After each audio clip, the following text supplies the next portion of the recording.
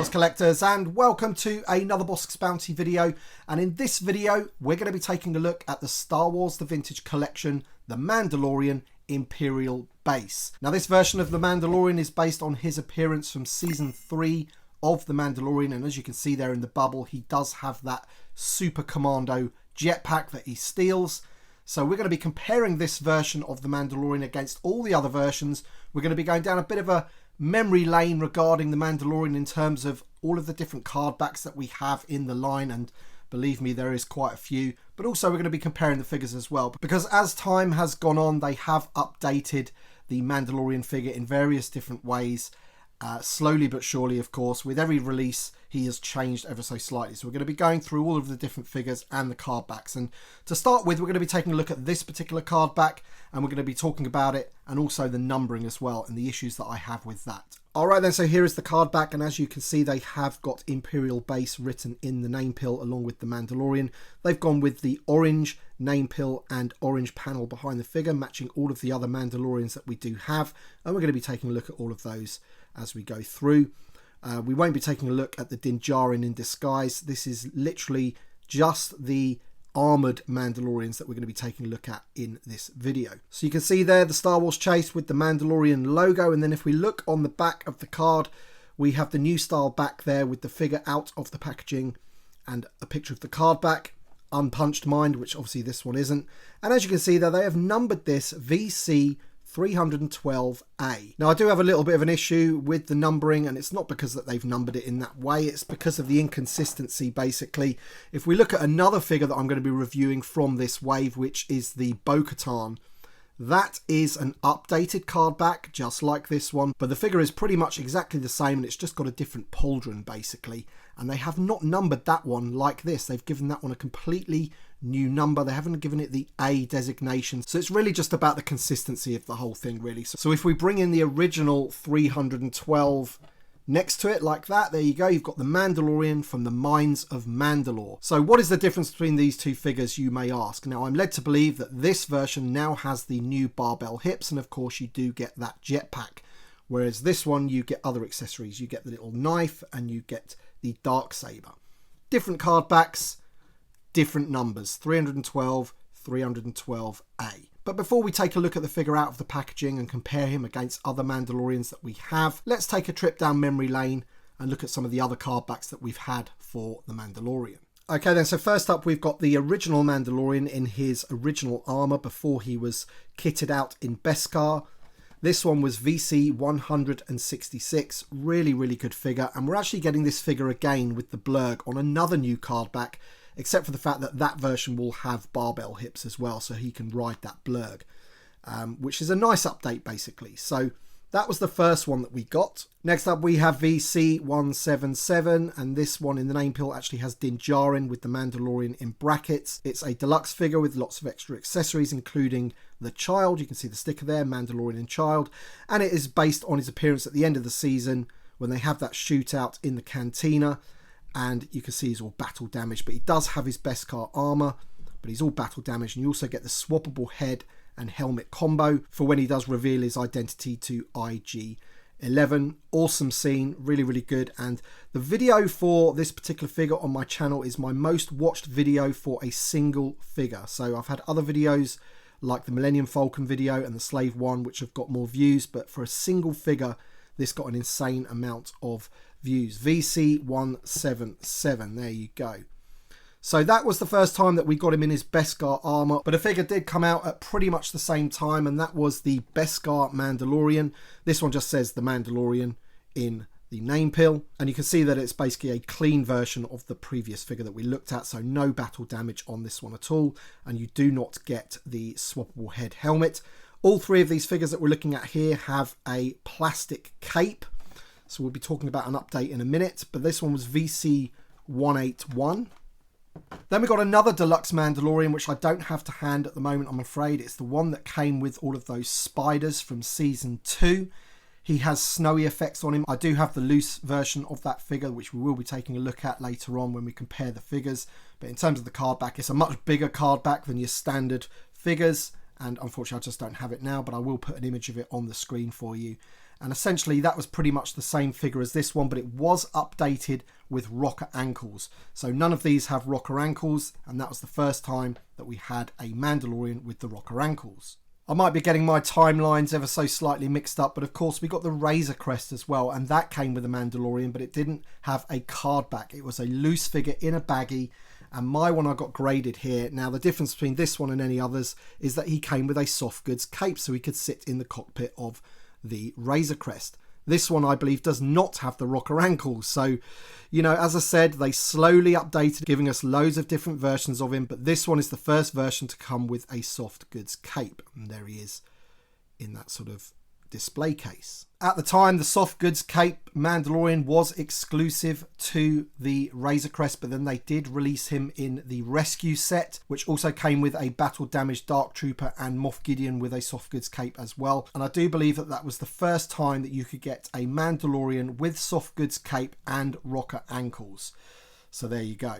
Now I'm going to have to apologise for the glare on this one because this one is graded as well, and this is the Mandalorian from the N1 Starfighter. What an absolutely fantastic card back this one is. And once again, this version of the Mandalorian has the soft goods cape and the rocker ankles, and this occasion he came with the Darksaber as well and the spear. So you got a fair amount with this one. You got the knife as well and his blaster. So there he is. But that one's a really, really good card back, that one. Fantastic. Had to get that one graded. And he was VC312A. So of course when they released this version, which is 312, the Mandalorian from the Mines of Mandalore, everyone was actually quite happy with this release because essentially this was the same figure that you got with the M1 Starfighter. So he's got the rocker ankles, he's got the soft goods cape. This is pretty much your definitive Mandalorian from end of season 2, season 3. Really, really good figure, but basically it's just a cheaper way of getting this figure, especially if you wanted it loose, rather than having to get the M1 Starfighter. Now we move on to the one that we now have today. This is 312A, and there's the card back. Looks pretty cool, doesn't it? And I do like the image of him there on the card back. I think that's probably the best image that we've had of a Beskar Mandalorian out of all of these, apart from the M1 Starfighter version. I think this is probably the best one that we've had, not including this one. I mean, that's just a classic image there, but that's not the Beskar one. So what we're going to do now, we've had a look at all of the different card backs for the Mandalorian. We're going to be opening up this new one, checking him out and comparing him against some of the other Mandalorians that we've had in the line. And I'm hoping that the news is that he has the barbell hips, because that'll be the latest update on top of the soft goods cape and the rocker ankles. Alright then, so here is the Mandalorian out of the packaging, and I'm pleased to confirm that he does indeed have the barbell hips, which is a welcome addition to this figure. This is pretty much now the definitive Beskar armoured Mandalorian. It works like a dream, it really, really does. He's got the rocker ankles, he's got the barbell hips, he's got the soft goods cape, he's got pretty much everything you're going to need. However, I do have to be critical a little bit about this particular release of this Mandalorian, because it is based on a specific scene in The Mandalorian where he acquires the jetpack of one of those super commandos at the end of season 3. Now, when he acquires that jetpack, he also acquires a set of twin blasters that they use as well. I'm pretty sure that is the case. And in fact, even the image on the card back has him holding them there. But we do not get those in this release of The Mandalorian. We only get the jetpack. In fact, we get a pretty dumbed down version of his actual blaster as well, because they've stopped painting them. This particular blaster is just all one colour, it's silver. But as I'll show you in a second, they did used to bother painting the handle of these Mandalorian blasters brown, basically, for the handle. And they haven't done it on this version.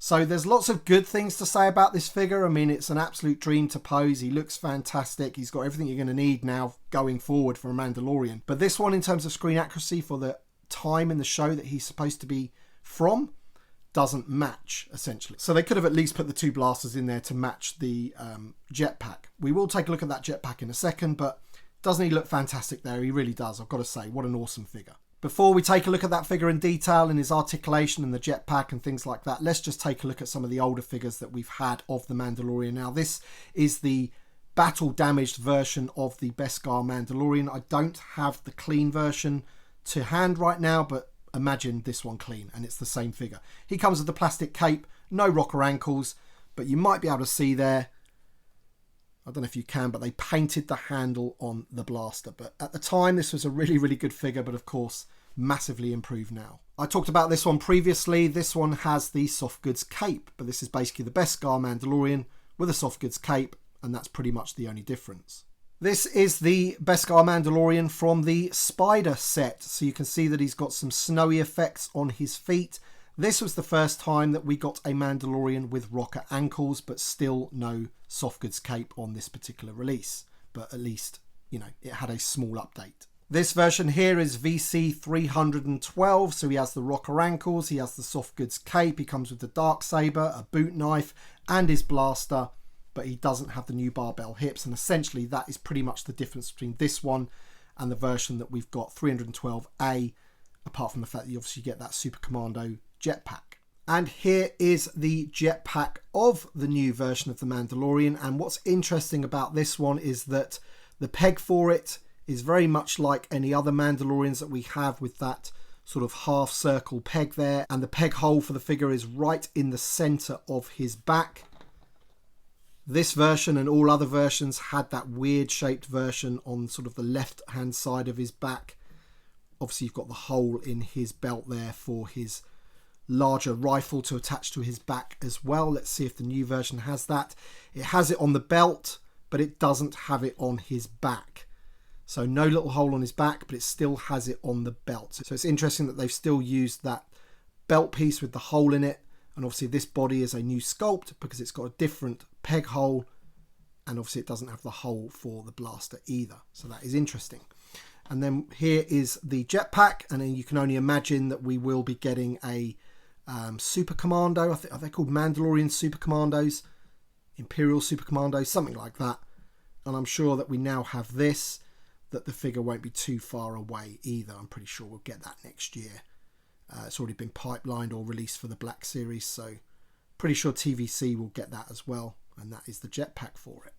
As I mentioned, you don't get the blasters, but here's the figure itself, and we'll just take a look at the articulation. Of course, the head is on a double barbell, absolutely fantastic. He has the hinges at the shoulders, which go all the way round. He has the hinges at the elbows, hinges at the wrist. He has the torso crunch there, so you can get him in lots of different poses. And then we have those new barbell hips. If we just take a look at those there, you can really see. And then if we get the figure that this one is based on, previous release, you can see he has those old style hinges, which on these Mandalorians actually isn't too bad.